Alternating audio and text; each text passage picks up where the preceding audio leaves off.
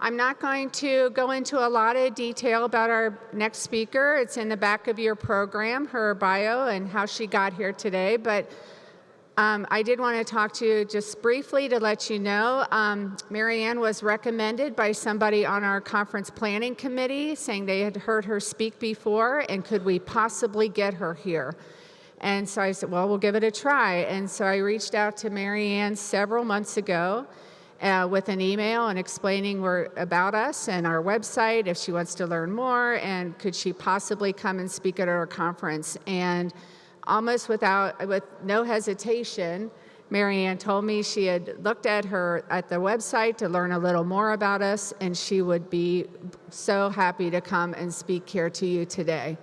So she does this for a lot of rare disease organizations, and I so appreciate her time and her effort coming here from Chicago so that she can educate all of us. So welcome Marianne Ehlert to the podium.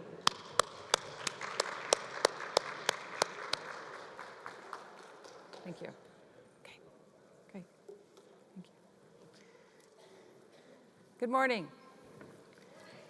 Okay, I'm going to wake everybody up. Good morning. Okay, great. All right, so my name is Marianne Ehlert, and I'm an advocate for families with special needs. My background was financial. I was a mergers and acquisitions person in the banking industry for about 20 years. And then one day my job was to move to another city in New York and take my family, and you'll hear about them. And I decided at that point I was not going to do that. So I opened up a company that I thought was going to support my family. And I had 5 siblings, but I also had 3 children. And I thought I can't move across the country, so I started my own firm, and it was a financial planning company, but at the time I said the only thing I'm going to do in this business is work with families who have a special needs family member. And everybody thought I was a little crazy at the time. They said, how many people can there be in that world? As I learned, there's 20% of the population in the United States has a disability, so we've been busy.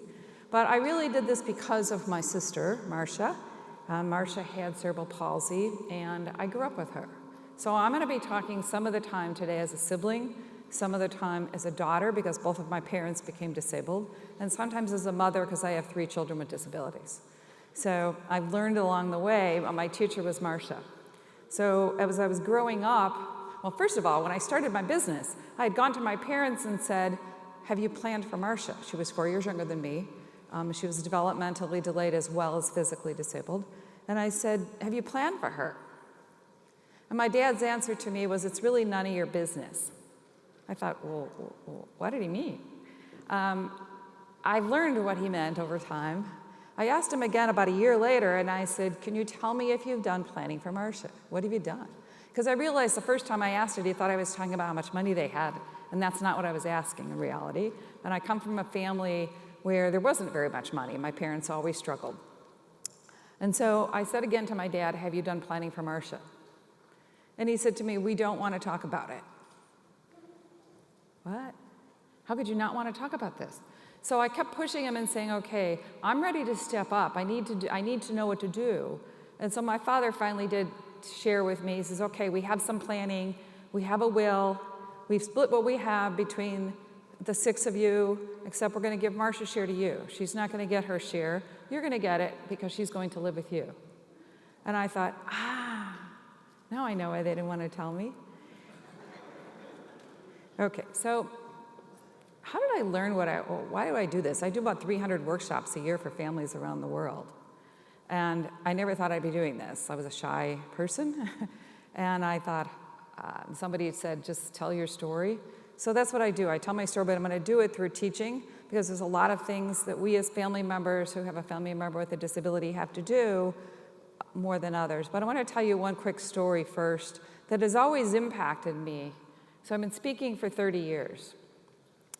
And about 28 years ago, I was talking at a conference. I was asked to go to, it was in the MGM Hotel in Las Vegas, and it was a group for families who had a child with SMA.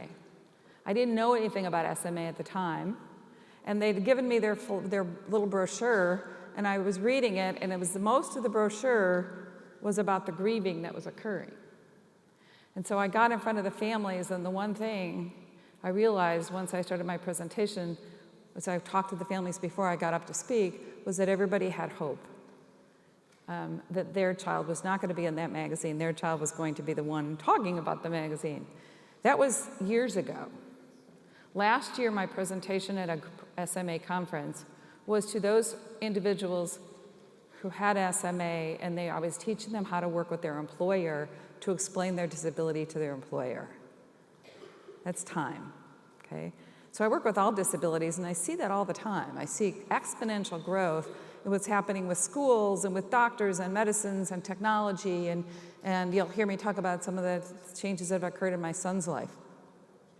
But growing up, so my parents, I couldn't figure out why my parents had left no inheritance for my sister. I now know really well why, but I didn't at the time. But I would tell you who taught me everything was Marcia. So Marcia, growing up as a sibling, she was just my sib, and I'm going to talk, because some of you, I'm sure, are in the situation, have families like my situation. So I didn't quite understand. All I knew is that I was going to be her sister. But growing up, I remember she was in her wheelchair, we were going through the store, and I had encouraged her to hold onto the wheelchair and walk through the store, and people were staring at her. And so I looked and stared at this man, and I said, "What are you staring at?" I was 10, she was 6.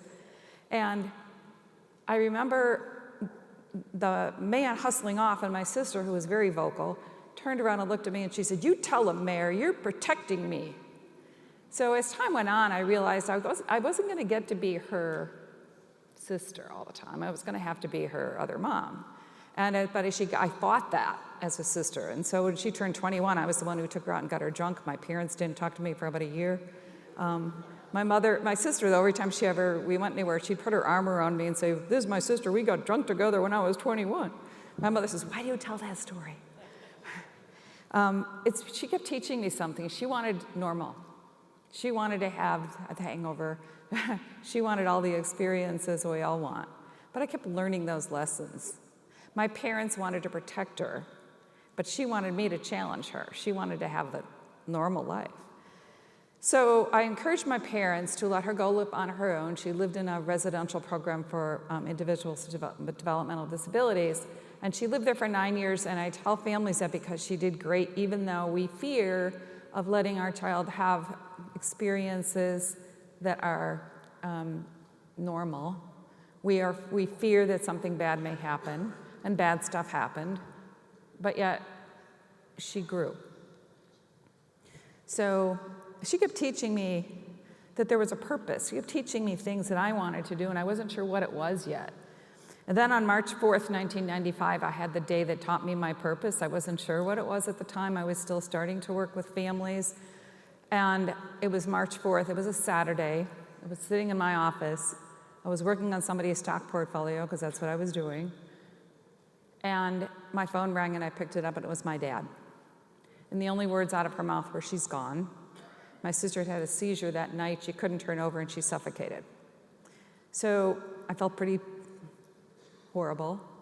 Everybody in my family was devastated. And I didn't know how to move on, because by that time I was trying to teach parents some of the things my parents had taught me, and I was trying to move on. I couldn't until one of my mentors, I've had great mentors. I worked in the technology world for Ross Perot. I worked for Jack Welch in the financial industry. I had great teachers. So one of my mentors sat down and said, "Quit feeling so sorry for yourself because you lost your sister. All you've talked about for the last 15, 20 years is how much she taught you. Start using it." So that's basically where I'm at. My mission in life is to, I think most of us' mission is to make sure that our family member who has a disability has the best, happiest, safest, and fullest life they can have. So that's what I do. We have created an entity, so I still have the financial company, which helps fund a lot of the things I get to do like this, but we now help families plan, and we also know that our lives are complex. We can't deal with the medical stuff and the IEPs and all this stuff all at one time. So I started working with families one at a time, and now we teach families, how do you start with step one, and how do you think about that? So I'm going to talk about some of those things today and things you need to know.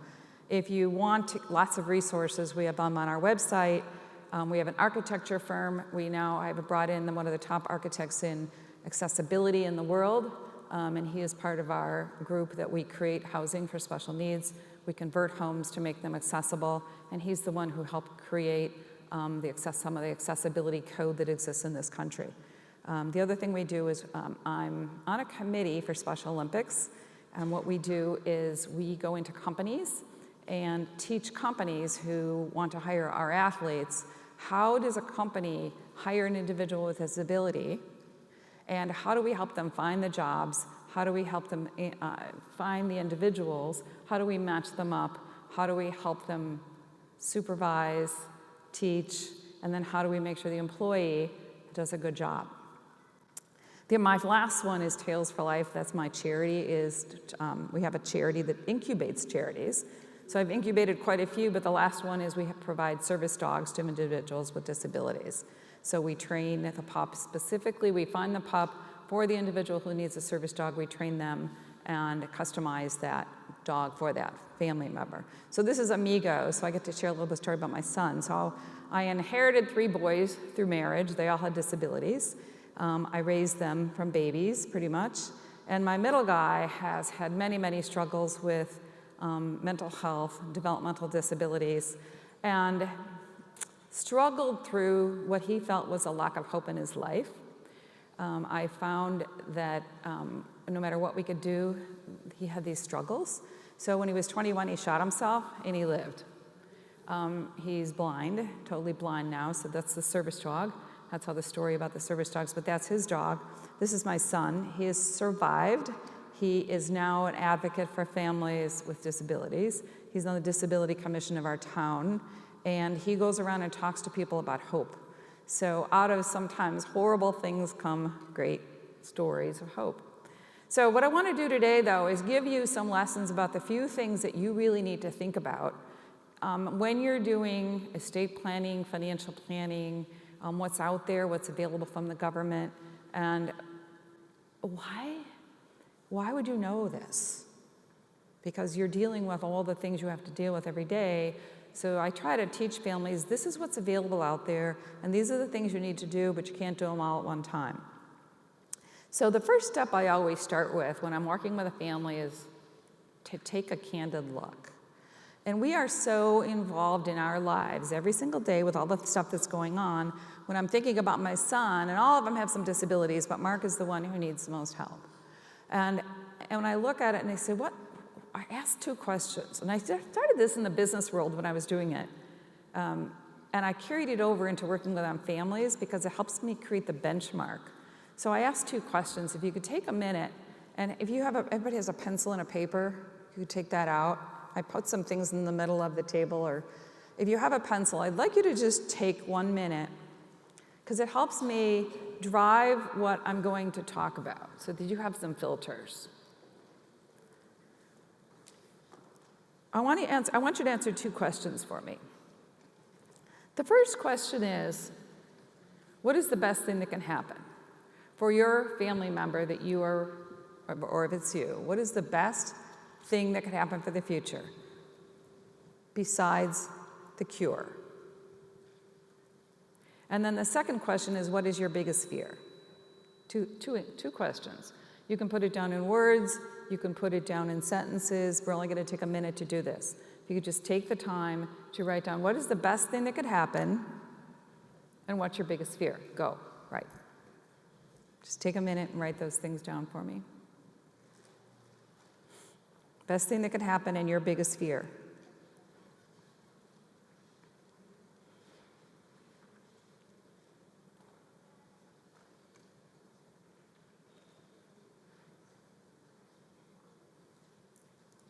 We all have these in our head.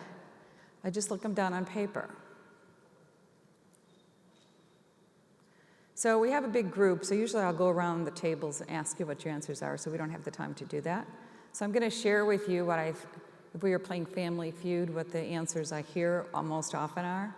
So best thing besides cure is happiness and independence. There's also financial independence. I hear a safe place to live. I hear friends. either love, I hear those things, but the two top answers are typically we want our family member to be happy and we want them to be as independent as possible. The fears are usually the opposite of those things. We fear that there won't be enough funds to provide for them. We fear that there won't be medical support. We fear there won't be somebody there to help them when we're gone. But the number one answer is typically abuse and people not accepting them. So that's typical. So if those are the things I ask you, whatever you wrote, that's your filter. If you start with what are the best things that can happen, and you've written it down, and you say your biggest fear, those are your filters when we start talking about the future and we create a plan. So as we start to create the plan, I will tell you, as the parent or sibling or whoever you're planning for, as a parent, I think about my son every day. Growing up, since I was the oldest mom in the house, I watched my parents do that. I watched my parents think about what my sister's, what she needed. When I was 11 years old, my parents sat me down, and there were 6 kids in the family. My sister was 4 years younger. My parents sat me down and said, Marcia's not going to be able to walk. She's not going to be able to read. She's not going to be able to write. She's not going to be able to do all the things that you do in your life. And so your job and your future is going to be living with her, taking care of her, and she's always going to be with you. I was 11. Now, I thought that was the coolest thing in the world when my parents told me that, because I was one of those kids who loved responsibility. I didn't know what it meant. But I also watched my parents look for every single cure they could find. I watched them look for, we went to faith healers as a family. We went to everything we could possibly do. And I watched my parents not take care of themselves. And when we do that, we are jeopardizing everybody's future. So one of the things I teach is you need to, A, take care of you, because if in your estate planning documents and the planning that you do, you say if something can happen to any one of us at any point in time, right? So if you put in your documents, I'm going to leave everything I have for my son Mark to make sure he's okay, but I don't take care of me first, 100% of everything I have could be zero. So A, lesson number one is take care of you, and then after you take care of you, then you can start thinking about the financial needs that you have for your child. And we do that by creating a vision. And when I do this step, families look at me like I'm smoking something, because they can't imagine thinking about the future when all we can think about is right now.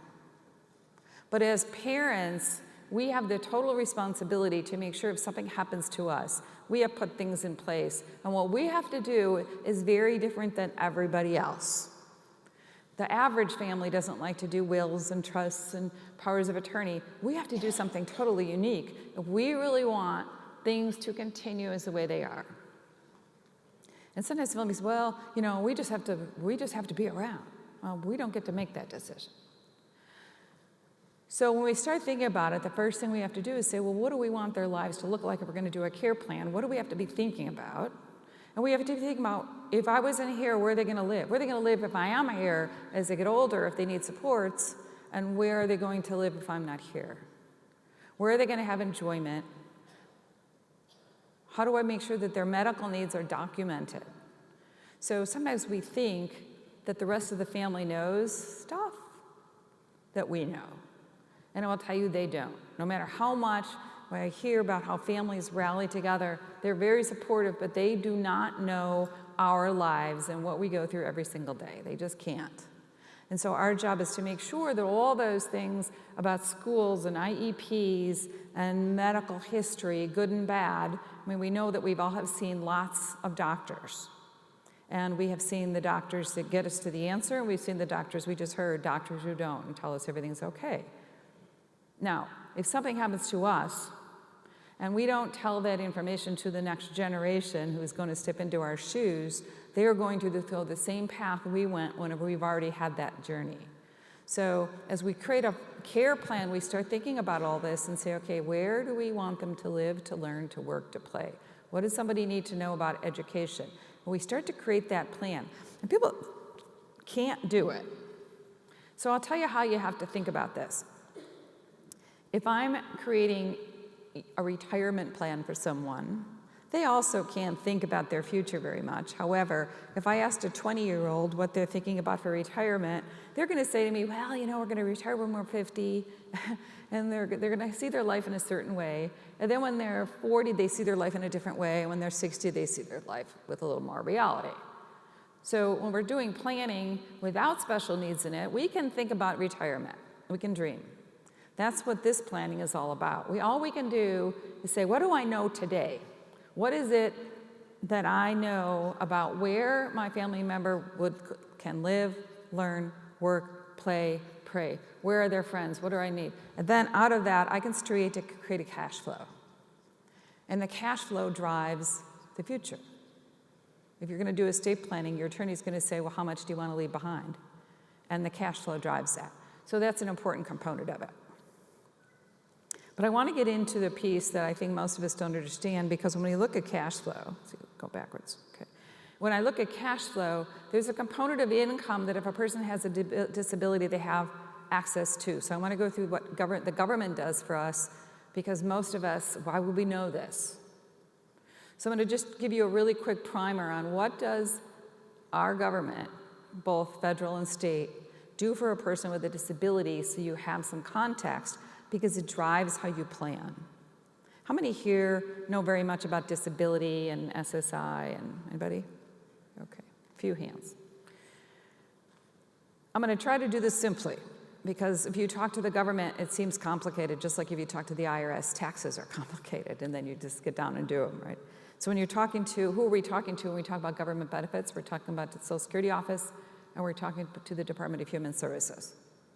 So there are two kinds of government programs that are eligible, a person with a disability are eligible for.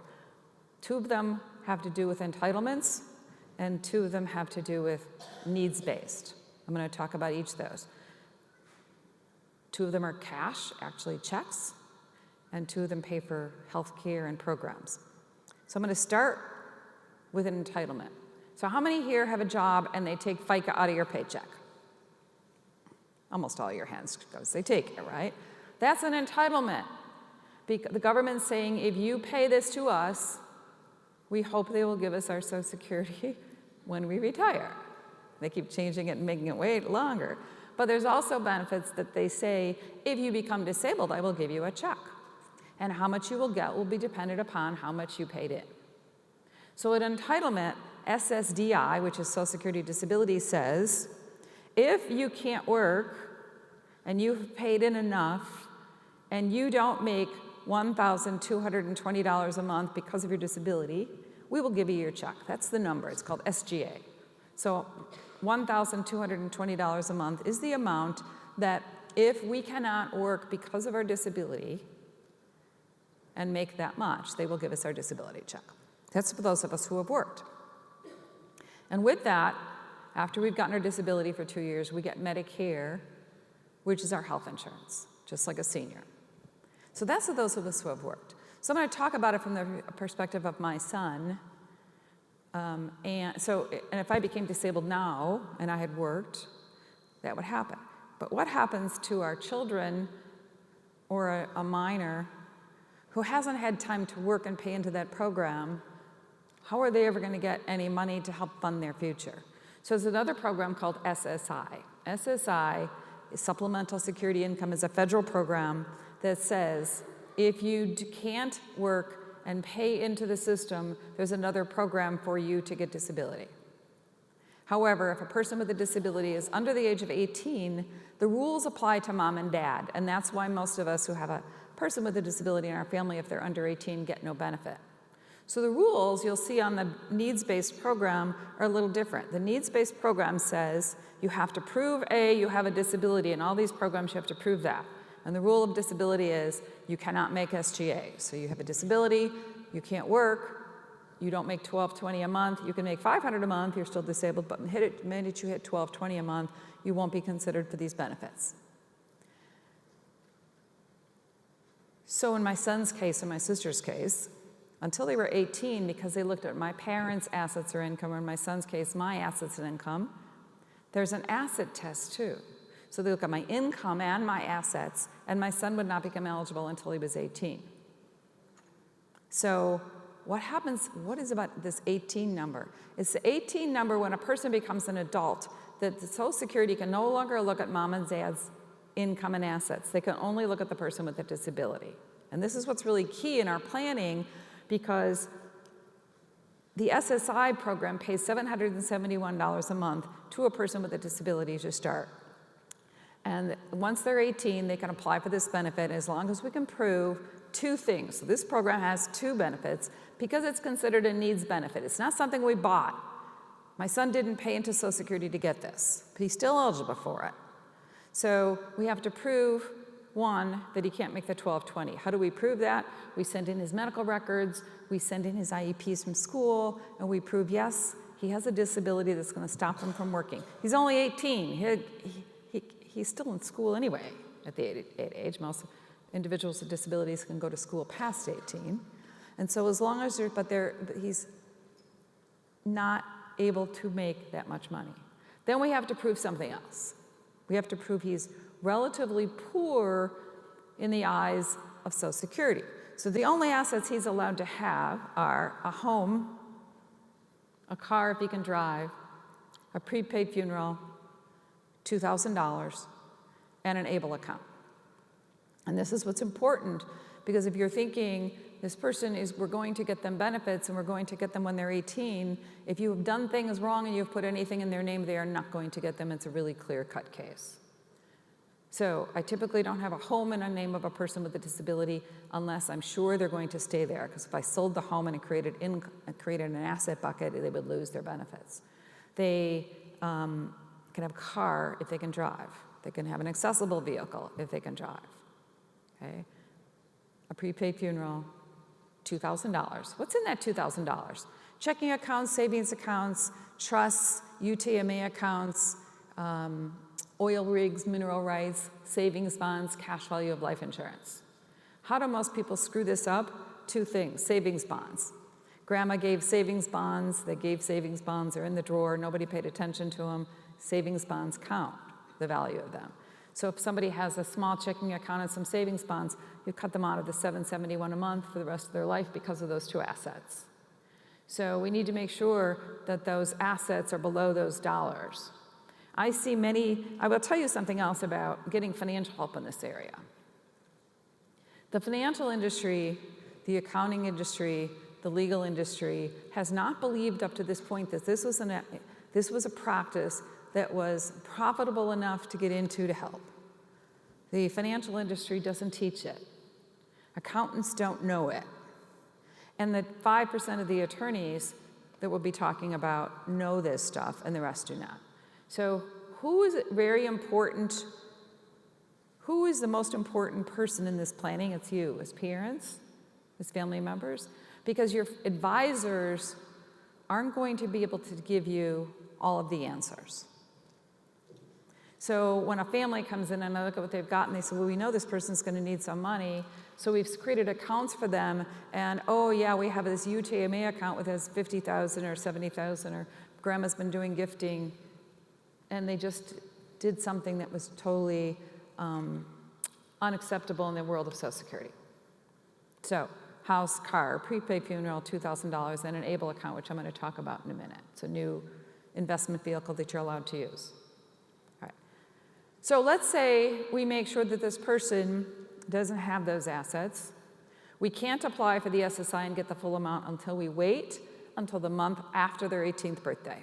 Reason is, if we apply, if their birthday is April 23rd, and we apply in April, sometime during that month, the child would still be 17, and they would use mom and dad's assets and income. We want to avoid that.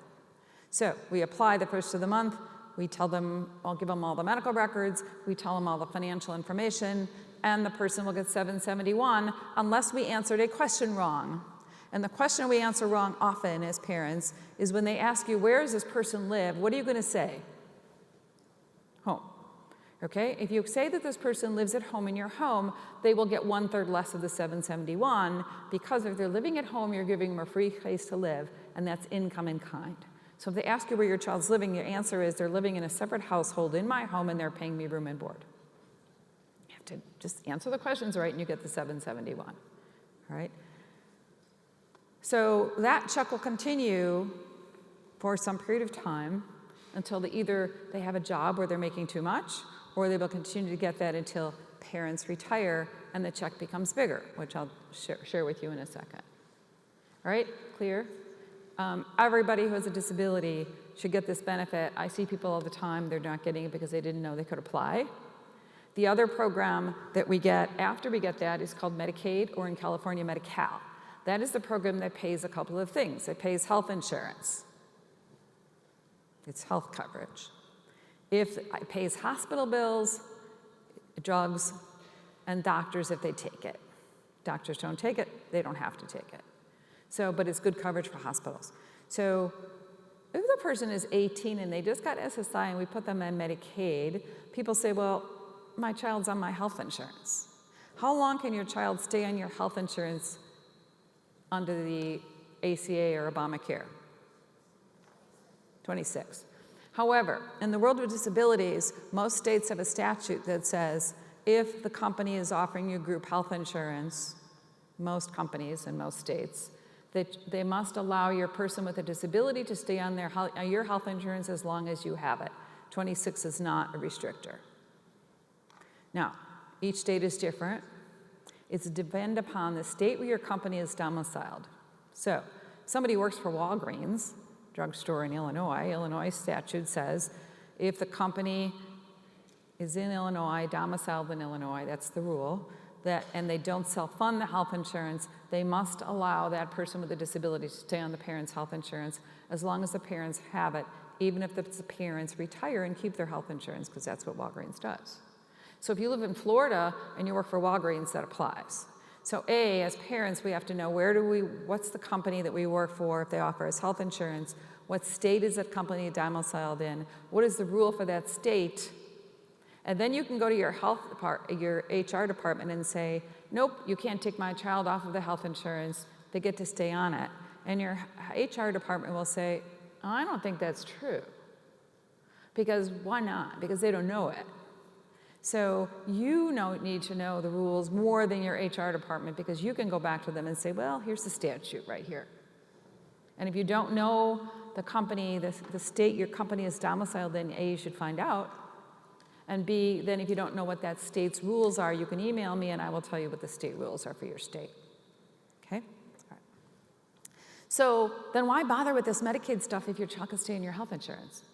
Because Medicaid is secondary. So if you have a drug plan and the drugs are $50 a month, but Medicaid, you give the drugstore both cards, and they will give you the lower of the two, because sometimes Medicaid offers the drugs lower. Okay? The other thing for Medicaid is it offers other programs. As our children with disabilities come out of schools, there are all kinds of programs that are funded by Medicaid. The feds give the states money, the states give programs money, and you can't get into those programs unless you have Medicaid approval. In many states, there are programs as you come out of out of some disability programs, and you go into another one. When you get to the second one and your child's over 18, they go, well, we need a Medicaid card to get in. So it's not just about health insurance, it's about all of that. We are creating programs now for future residential for people with disabilities, and some of our money comes from Medicaid. So if somebody doesn't have that Medicaid funding, we can't help them get into the program until we help them get that. So it's a really important program. Now, I want to tell you about one more thing that happens that's important for you to understand relative to when this person needs programs when you retire. So we all have everybody should know their own Social Security record. Why should you know that? They don't send you statements anymore. Why should you know that? One, on your Social Security statement, it tells you how much your Social Security you will get when you're 62, 67, and 70. It will also tell you if you become disabled, how much your Social Security is, because we, as the caregivers, sometimes become disabled. We should know that. Because if we become disabled, our family and our family member with a disability is counting on us. But the third thing that's on your Social Security record is two numbers. It says on that, under survivors, it says how much will they pay to my whole family on my Social Security record, and 2, how much they would pay a child, which also means an adult disabled child on my record. So when I retire, my son is going to get disability from me, right? So I'm going to give you a quick example. Here's a person with a disability, they turn 18, parents are working, the child is going to get $771 a month out of the SSI bucket. Dad goes to Social Security when he turns 67 and says, show me the money. His Social Security on that record I showed you was $2,600. So the numbers on that prior record said Dad can get $2,600 a month. In this scenario, I'm going to say Mom never worked, so Mom had no Social Security record. The record also said the most you could pay a person with a disability on that record is $1,800, and it said the most they could pay on this person's record was $4,400. So Dad can get $2,600, but they could pay $4,400 a month to some people. So in this scenario, when Dad retired, they gave the $2,600 to Dad. Mom never worked. The rules of Social Security are you get your own or half of your spouse's, whichever is higher. So they gave Dad $2,600, Mom got $1,300. How much are they paying out now? $3,900. The max they could pay on Dad's record was $4,400. So if that's the case, when Dad retired, they gave Dad $2,600, they gave Mom $1,300, and they said, we have $500 left here. Who should we give it to? There's an adult person with a disability in this family. They could be any age, okay? And they said, so we're going to give that person some of Dad's Social Security, which is $500 in that scenario. What they do when they give them this Social Security disability or Social Security from the dad, they lower the SSI because SSI is there to bring you up to 771. So this person is getting 500 plus 271, or the total is 771. It's not more than they were getting before, but the good thing about when the person goes on the parent's record is then 2 years later they get into the Medicare system. So we worry about sometimes if we have a family member with a disability who's going to need some medical benefits, that maybe their health insurance, they lose their health insurance because you lose your job. And so they go onto your program. Now in this particular scenario, when both parents pass away, this person is going to be eligible for $1,800 a month on that Social Security program of the parents when the parents pass away. I'm going through a lot of numbers, but it's because it's complicated. But things I want you to know is A, when your child turns 18, they get 771 if you do it right.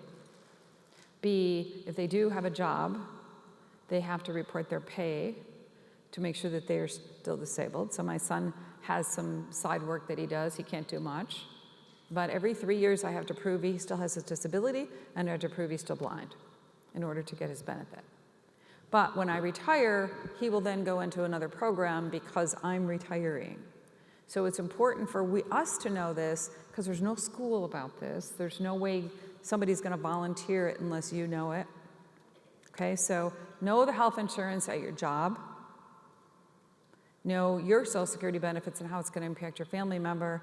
And then everything I just taught you is probably always going to change. Okay, they're always changing.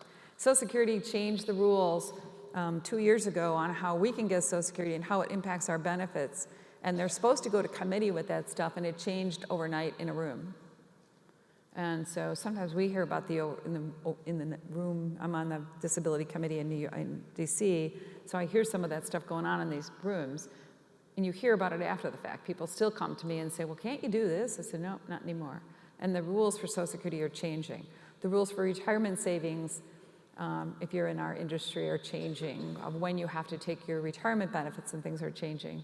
And things change a lot. So as parents, we need to understand all of this, because when you talk to your accountant and your child starts getting SSI, they're going to say, well, you have to report that as income. No, you don't, not SSI. It says DI, you do. They'll say, well, you can take your family member with a disability because you're supporting them. Well, if you do that, you're going to lose some of the benefits because you can't tell the IRS you're supporting someone and then tell Social Security you're not. So be careful with CPAs. This hasn't been around, these laws have been around since 1991, and they're not versed in this in their credentials. Okay. All right. So if we want somebody who has a disability to get all the benefits, so it's not just the $771 and the $1,800 a month. If somebody is getting Medicaid and they are going to live in a residential environment of some type, I have families being funded at the level of $50,000 to $60,000 a year. And that's coming from the Medicaid bucket. But you don't have these programs, you don't get it. So I can't even stress enough how important it is to get this. There are programs in many states where you have to be on lists. Each state calls it a different name. In Illinois, we call it a PUNS list. There's a program that you have to sign up. You have to put the person with a disability on the list. If they're on the list, when that funding happens, they will call you. The child is usually 21, 22, 23 years old. They will call you and say, okay, they're eligible for services, getting some support, getting some care support, getting a caretaker. They're eligible for that. And they're eligible for about $2,200 a month. But you got to show me your Medicaid card in order to be eligible for it. And then you're hustling because you didn't get it. And that $2,200 a month coming in is tax-free money. There's all kinds of programs like that. Don't think there's not, because there are. You just have to dig. And some of them are standard, and some of them are in your state. There's going to be things, and by state, every state is different. Many states, I get asked all the time, which is a better state to live in, which is a better state to go to school in, which is a better state to get government money from. It's different by state. There is a whole record by state of what they're good at in the world of disabilities. It's on our website if you want to pull it up. Okay. All right, so what do you do if you have a family member who you want to make sure if something happens to you, they're okay? What do you do? That's why my parents, when they had gotten some advice and they had seen an attorney, the attorney said, well, don't give Marcia an inheritance because it will disqualify her from those benefits, which are going to be critical.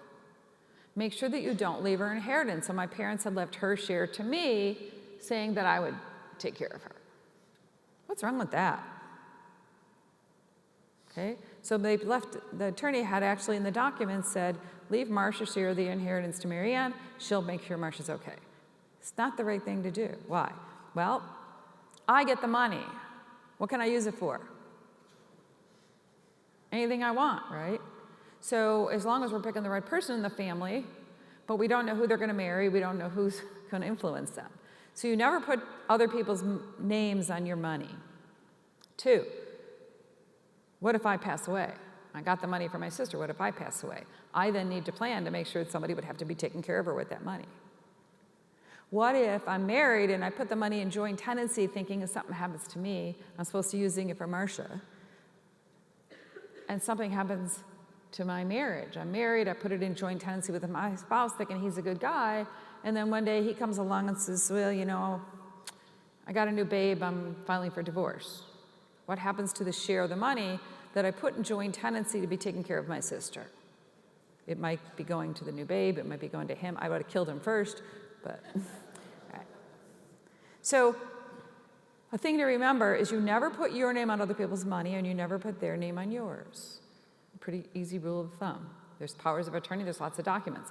But in the world of special needs, there's something very particular we get to do, and it's a law, and it's in every state, and if you go to the right attorney, they will tell you about this. If you go to the wrong attorney, they won't tell you about this. It's called a special needs trust. Okay? A third-party special needs trust is a legal document that we can leave money for a person with a disability. It won't be considered theirs, but it's for their benefit. And it's to be used for anything that the government won't pay. So if the government will give our family member enough to pay for their basic support, which is what it's for their room and board, they need a lot of other things.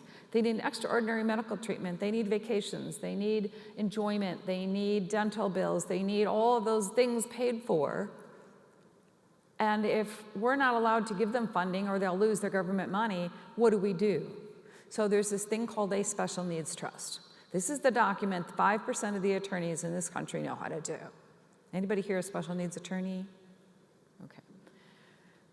There's 3 kinds of attorneys. Attorneys who eat, sleep, and drink this, and the reason they do it is because they have a family member who needed it. There's the attorneys who know nothing about it at all, and they refer them over here. And then there's all the rest of the attorneys who try hard, but they don't know this and they make mistakes. So this is something else you need to know so that you can ask the right questions when you're sitting down with an estate planning attorney, okay? So the third-party trust says that you can put $1 billion in one of these trusts for your family member, and it will not count as their asset. Remember, what can they have and keep their benefits? They can have a house, a car, a prepaid funeral, $2,000, and an ABLE account. And they can have a special needs trust set up for them, but it is not their money. And this money in the trust is for anything the government won't pay for. So we fund, this is how we leave an inheritance. The things you need to know about these trusts are, it's just paper. It's just paper. It has the rules of the road of how the money can be spent. Anyone can put money in it except for one person. The person with a disability cannot put their money in it. So if I set up a trust for my son, I could put money in it at my death. I can open an account during my lifetime. His brothers can refer to it. Grandma and grandpa can refer to it. So many times we're doing plenty for our child and our parents want to help. So they leave something to our child thinking, oh, they're going to need it. No, they leave it to this trust that you set up. Okay? Who's in charge of the special needs trust? You are. The parents are the trustees. It's usually one trust per person with a disability. Different states have different rules about how many people with disabilities can be cared for in these trusts. But the important thing is it should be irrevocable. Irrevocable, what does that mean in a trust? So irrevocable means that it can't be changed. Well, since I've been doing this, the law came about in 1991, and since I've been doing this, the government has changed the law about 4 times of what a special needs trust should do. So what if I had died during that time and made an irrevocable trust, and it needed those enhancements to stay live, to work, and now I was stuck. So we want a special needs trust to be irrevocable, but amendable to stay compliant with the law. I never want to create a document for my son that he'll be stuck with if the law changes. So I see lots of trusts, special needs trusts.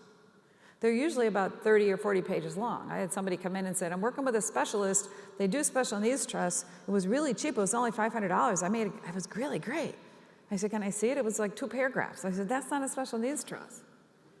Okay? It has a lot of language in it that says this trust is valid even if they're getting Social Security and Medicaid. It has all the proper language in it. So when we create this trust, my son's says, I'm the grantor, I set it up. I'm the trustee, I'm in charge of it. I have to then say who's going to be in charge of it when I become incompetent or die, so I've named people. And then it says when my son passes away, where should the money go? And I get to pick all that. I get to pick the organizations that have helped my son. I get to pick his siblings. I can leave it to whoever I think it should go to. Okay? When you go to the attorney, nobody likes to spend attorney's fees. So the attorney is going to say, well, if I do it as a testamentary trust, I can do it a little cheaper. That attorney doesn't do this every day. If they say that to you, why would you not want a testamentary trust? What's a testamentary trust? Testament means when we die. So if my will says when I create the trust will exist when? When I die. Now, I hope I'm not going to die too soon. So if I don't die for 30 more years, there was no special needs trust for my son until I die. What if the law changes between then and now? At the point when I die, and it says create the trust, but there is no more special needs trust allowed, he wouldn't have one. So we don't want to do it inside of our trust, inside of our will or our trust. We want to, when we go into the attorney's office, create a standalone special needs trust. We walk out of the attorney's office with a document that's called the Mark Ehlert Special Needs Trust, Mary Ann Ehlert Trustee. It has that specific language of our child's name and the name of the trust and the name of the trustees. 2 reasons. We want to grandfather them the rules of today. We don't know what they're going to be in the future.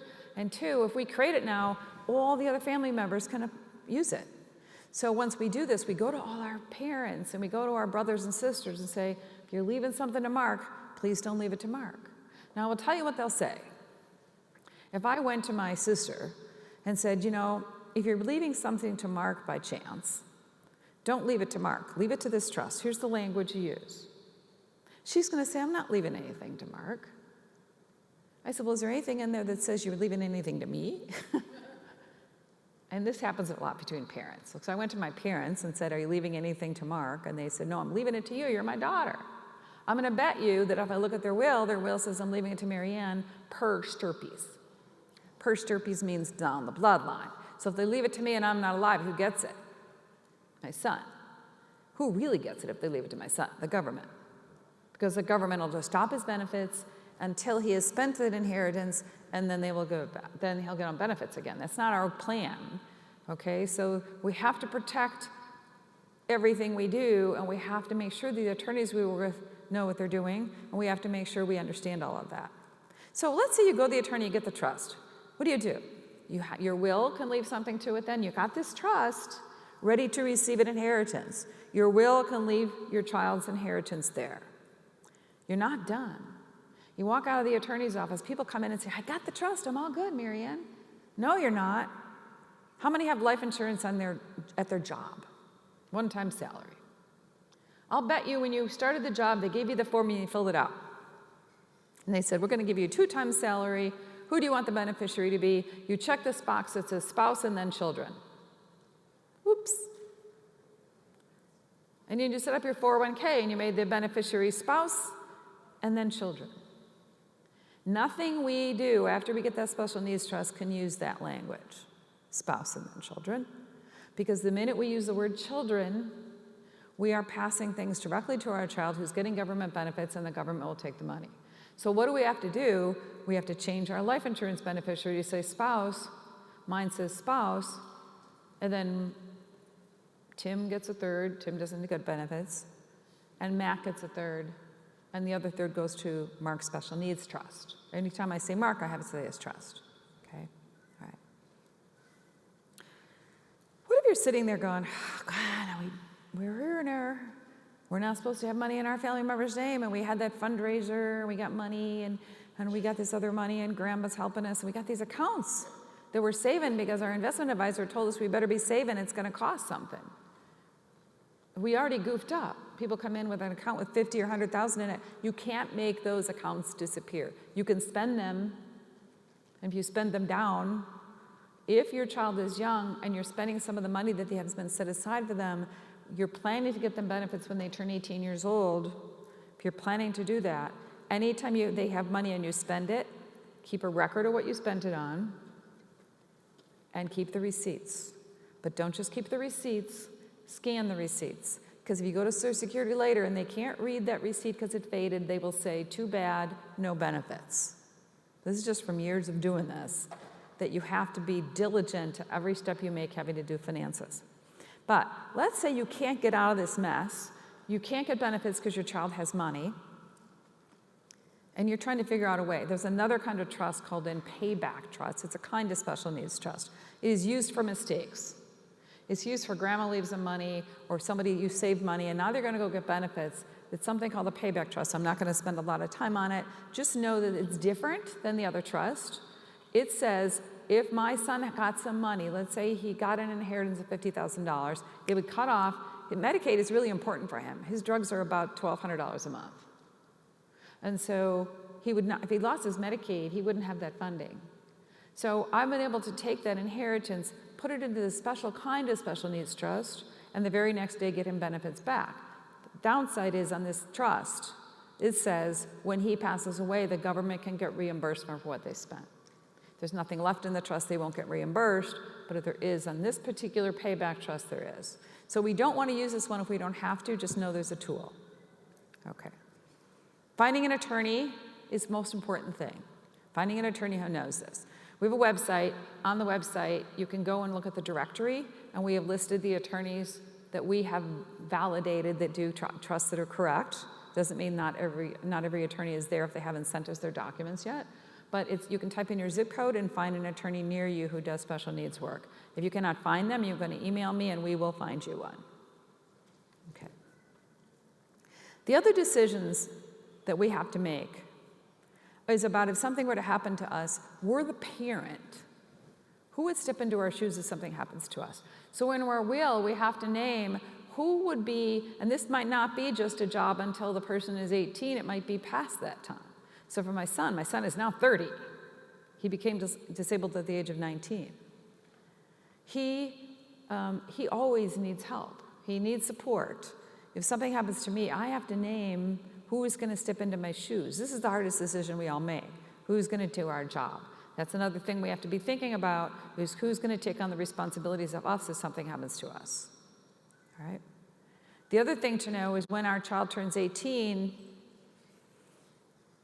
when they turn 18, we are no longer their guardian, we're only their parent. Now, if they're functioning, okay? So my son needs help. However, mentally, he's competent enough to make a lot of decisions. So I've not become his guardian. He just signed a power of attorney to give me rights. It depends upon the disability. My sister, I was her guardian. She could not make her medical decisions, and she could not make her life care decisions.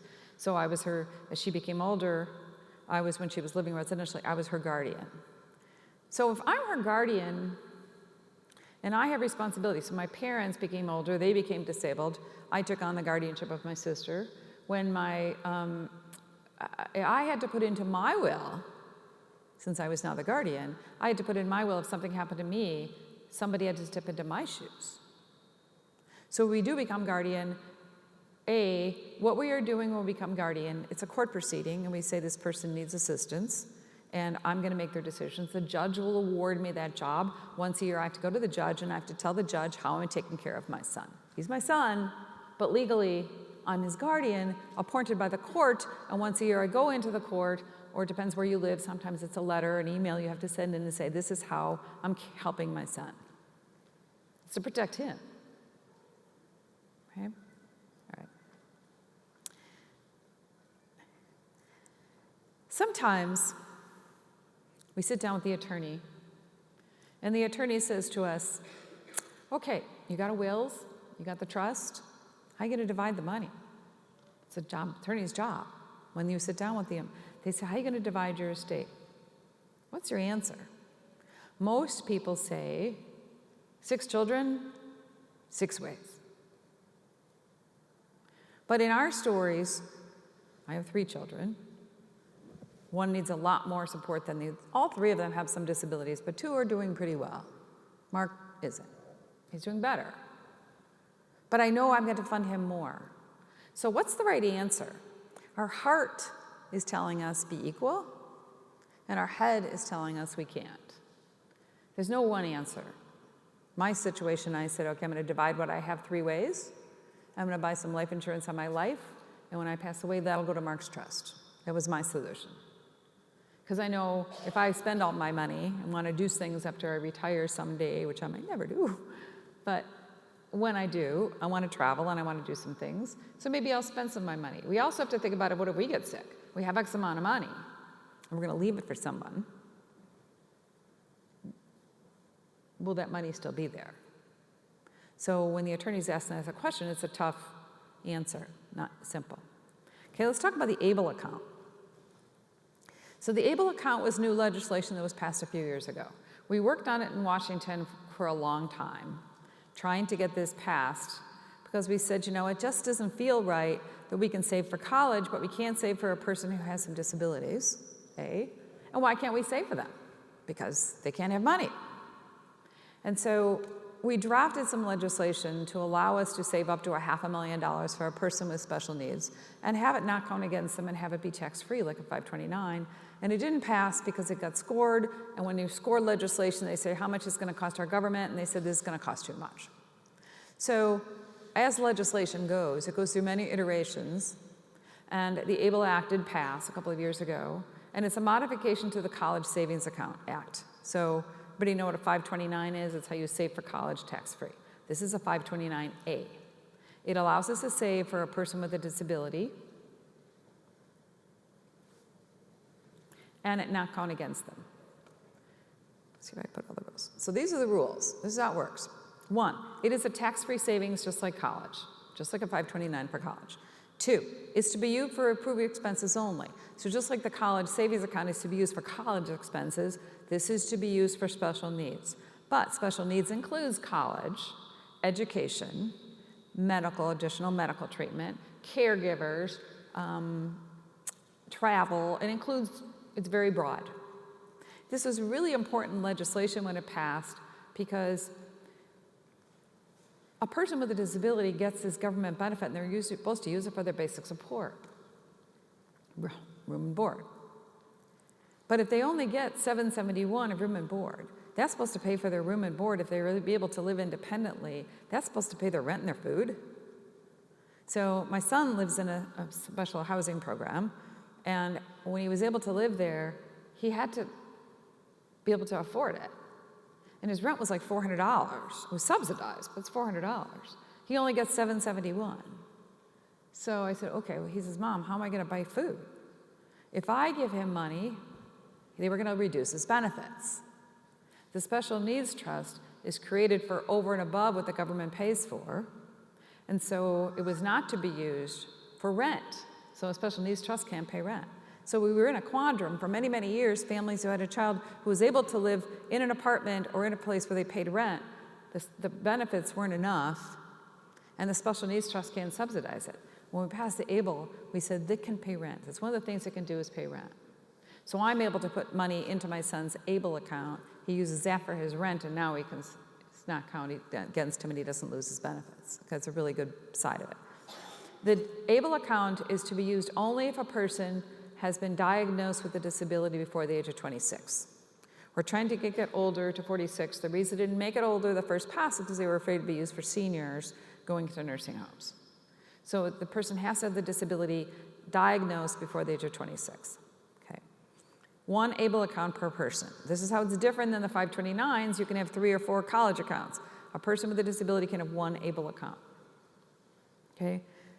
The max that can go in is the gifting amount each year. So the max that can go into an ABLE account right now is $15,000 a year. That's the max from different people. So if grandma wants to put 5 in and somebody else wants to put 5 in and we got 10, we can only put 5 more. 15,000 max, okay? And the max that can go in that account is the amount that can go into a 529 account. So in Illinois, the max that can go in that account is 300,000. So the Special Needs Trust can hold big numbers. This account can have up to 300. Now there's some positives and negatives to this legislation. First of all, it's a federal program. So the rules are set by the feds. It's like a 529, they're set up by state. So each state had to pass if they want to have one. Illinois passed theirs, and when they passed theirs, they passed it with 16 other states. Illinois coordinated it, so anybody can use the Illinois program, and it's a really good program. Ohio has a really good program. Certain states have good programs, their fees are less. Florida has a program, but Florida's program, if you're a non-resident, you can't get into it, only residents. There's a really neat website under the ABLE Resource Center that lists all the states if you want to look it up. Okay. What's bad about it then? Sounds like it's pretty good. So there's 2 things that are bad about it. One, if there's more than 100,000 in the ABLE account, the SSI will be suspended, not stopped, but suspended. So once you get $102,000 in that account, SSI, the check will be stopped until it goes back below 100. So if you're using it, you got to be careful. Now, if you haven't got one set up yet, it's going to take you a while to get the 100,000 in there anyway, at the $15,000 level. The other downside of this account is when the person passes away, it acts kind of like that first-party trust. The payback, there's a payback at death of the person with a disability to the state for money that Medicaid spent from the time the account was set up. Okay? That is changing as we speak. So the feds say anything we pay into that Medicaid system has to be reimbursed. Many states are saying we won't go after it. So since a lot of Medicaid is state money, we're still trying to clarify what the payback is. So I don't see a lot of people putting huge sums of money in these, but it's really useful for the ABLE accounts, give the person a checking account of their own. They can have a debit card that gives them tools. So you can fund it, and then they have money, where before you weren't supposed to give them money because they lose their benefits. Okay? Great tool. Things have just changed. At the end of 2018, a couple things changed. If you have a 529, now 529s, if you have set it up for the person, it doesn't count against them because they don't own it. However, if they're not going to use it for college, and you want to use it for the things we're allowed to roll a 529 over to an ABLE at the rate of $15,000 a year, if the person with the disability is working, now they can fund a little over $12,000 themselves of their earnings into this account. So it becomes kind of like they can't have a 401k, but they can put money into this at the rate of $12,000 a year, over and above the 15. Okay, all right. So we went through a lot. So let's say you do everything right. You kind of create this care plan. You think about what you want people to know. You think about how you want to create it because you think they're going to live in their own place, or they're going to have a house, or they're going to live with someone. They're going to find a residential program. Where are they going to live? Can they work? We're thinking through what kind of income can they have, what kind of job, what kind of supports would they need, what kind of additional medical supports do they need. If they're in drug programs, what kind of drugs, what's it going to cost to support those programs? Okay? It's really hard to think about this when you're dealing with the day-to-day stuff every day. I get it. But I see stuff changing every day. So we have to use hope in this planning process and say this is how it should look. Now, so we're going along and something happens to you and your brother and his wife get designated in your documents to step in. And they're going to make the medical decisions, and they're going to make the trial decisions, and they're going to make the school decisions. They're going to make all those decisions. You're not here. No one has a guarantee. They're going to make those decisions. What do they know? What do they really know about your life and how you live it and what you have to do every day?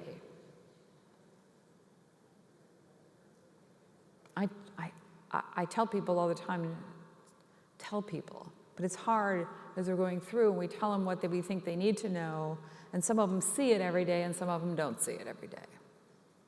But no matter how much you tell them, they don't really know. They don't. So what do they have to know? All the stuff that you know, that you've learned. You're here.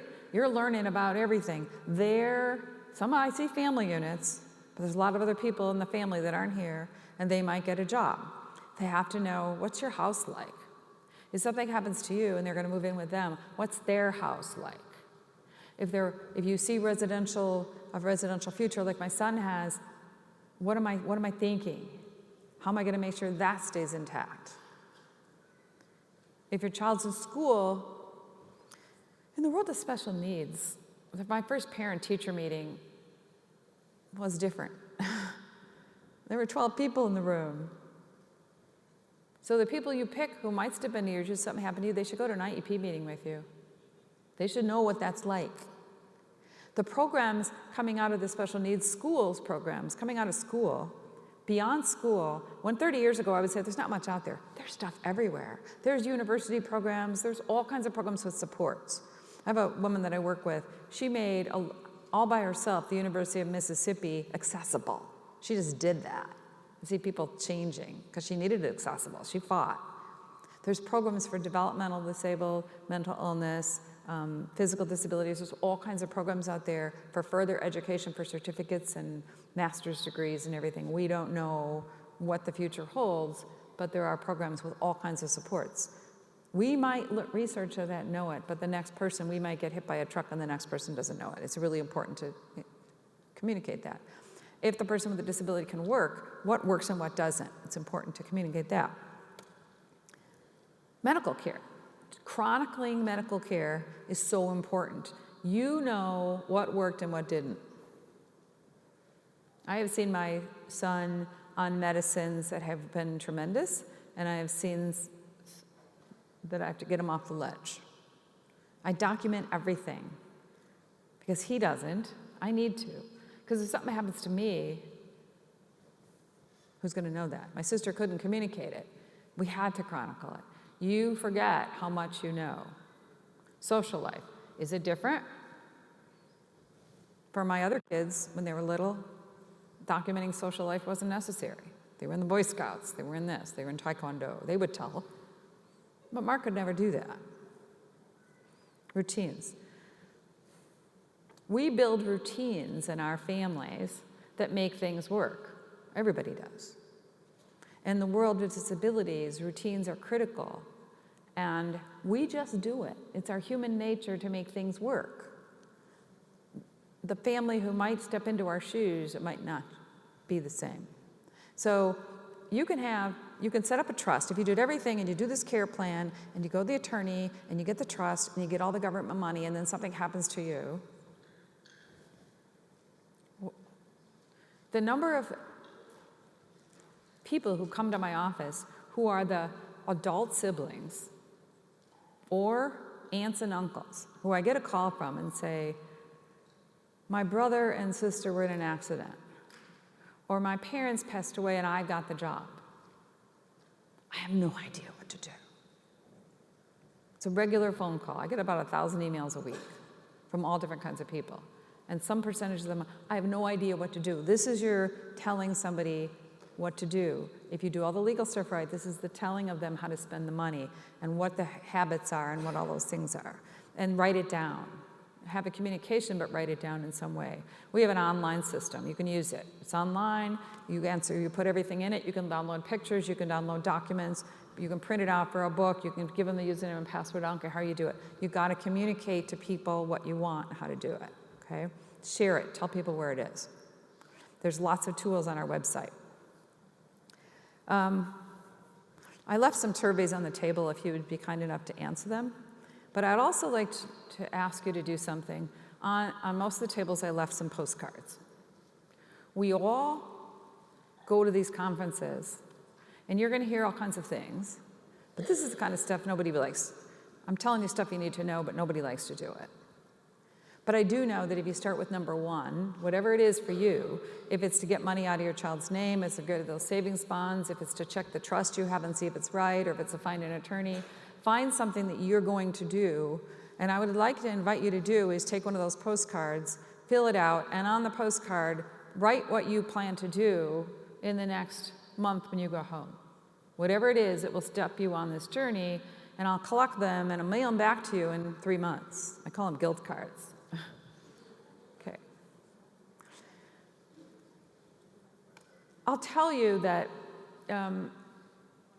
we as parents have such responsibility, and we want to write those stories, we want to tell the stories.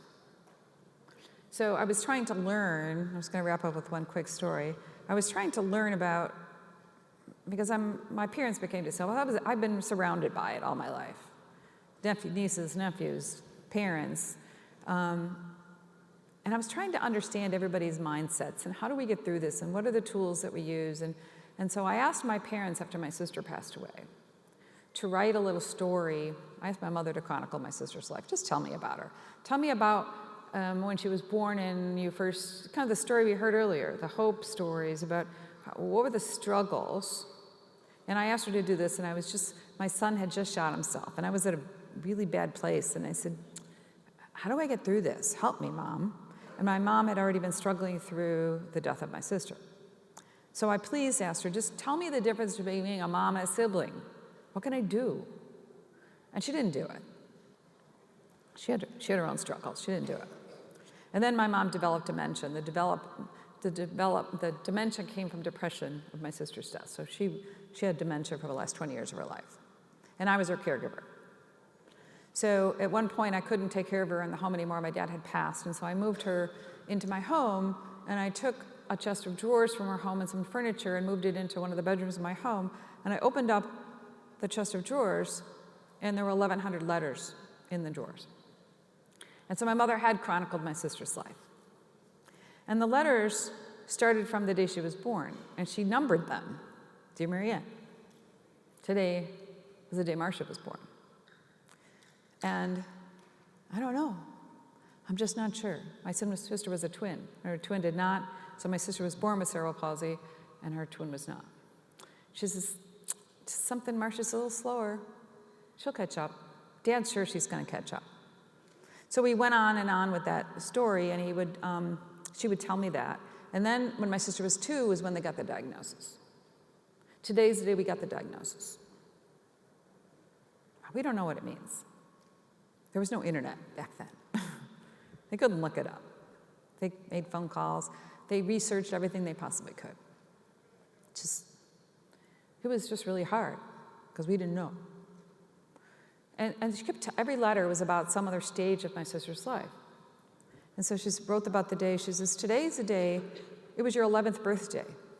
And we sat you down on your 11th birthday. Now, I didn't remember it was my birthday when they had the conversation with me. My mother remembered it was my birthday. She was, you were 11. And this is the day we sat you down to tell you that you're going to have responsibility for Marcia. What were we thinking? She had a sense of humor. I don't know what we were thinking.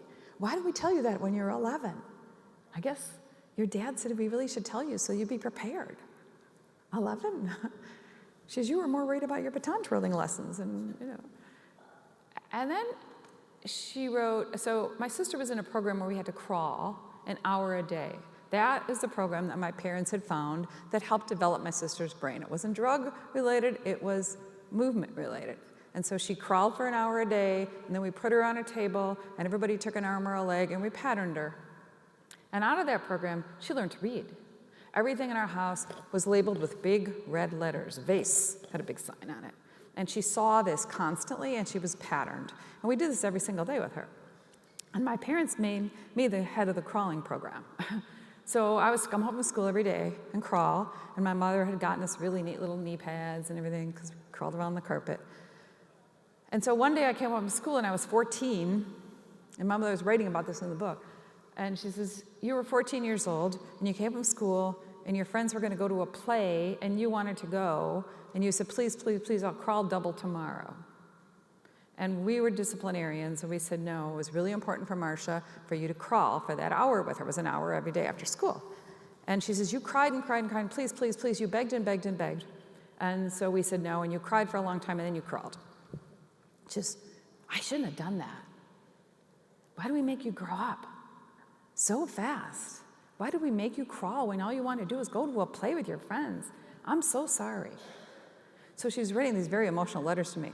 I only could read one a day because it was just too hard. I was sometimes tried to read a couple, but the day I only read one. So the next day, I read the letter and I thought, I wonder what she's thinking now.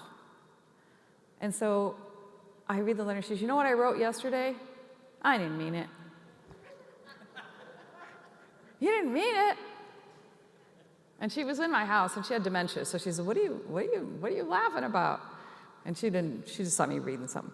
So her letter said, the reason I didn't mean it is because I didn't think about it until after I wrote it yesterday, that I was feeling bad that you gave up part of your childhood.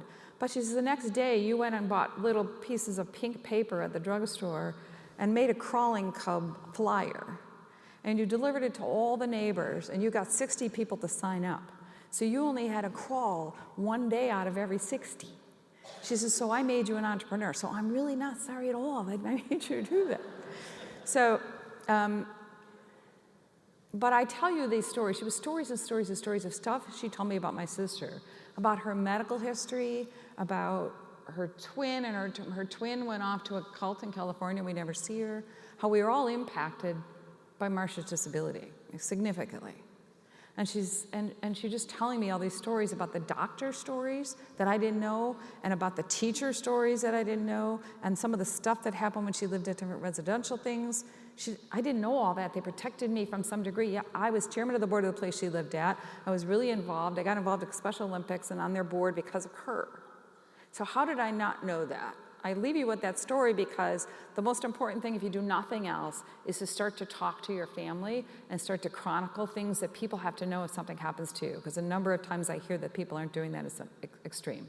So on behalf of my sister and my son and me and my family, thank you for letting me join you. I hope you take your next step. And if you fill out your postcards, please leave them with me so I can mail them back to you. Thank you. Thank you.